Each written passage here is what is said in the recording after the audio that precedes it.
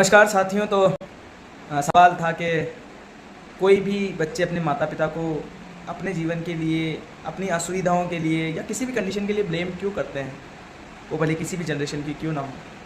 इसके संबंध में एक कहानी है जो उम्मीद है आप रिलेट कर पाएंगे।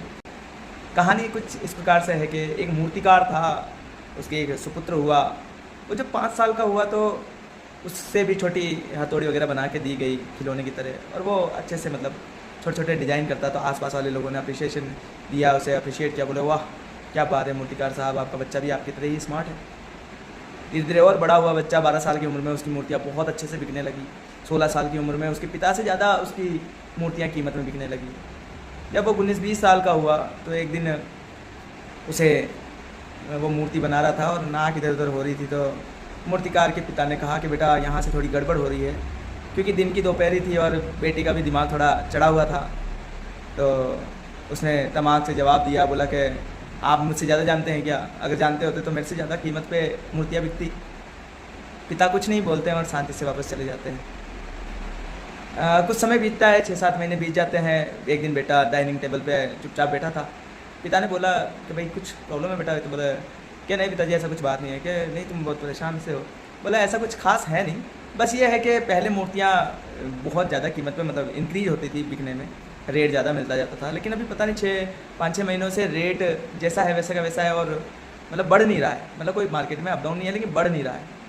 तो पिता ने जवाब दिया, बेटा अब इसके संबंध में मैं क्या कहूँ, मैं तुमसे अच्छा तो मूर्तिकार हूँ नहीं, तो मुझे इसके बारे में जानकारी है नहीं। बच्चे को अपनी गलती का एहसास होता है और वो बोलता है मैं उस दिन के लिए माफ़ी चाहता हूँ, मुझे रिग्रेट हुआ था, लेकिन उस दिन थोड़ा ज़्यादा ऐसा थकान सी थी और मैं थोड़ा चिड़चिड़ा हो रखा था।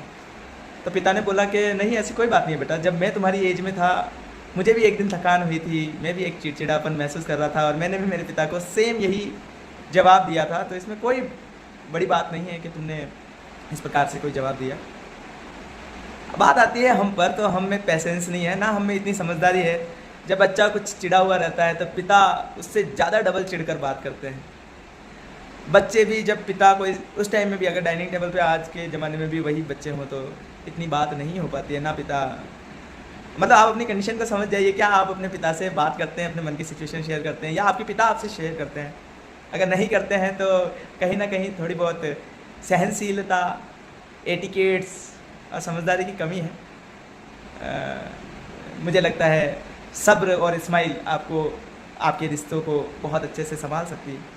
बाकी हंसते रहिए, मुस्कुराते रहिए, अपनों के साथ वक्त बिताइए, अपने स्वास्थ्य का ध्यान रखिए। वीडियो के साथ बने रहने के लिए धन्यवाद। मिलते हैं नए वीडियो के साथ। नमस्कार।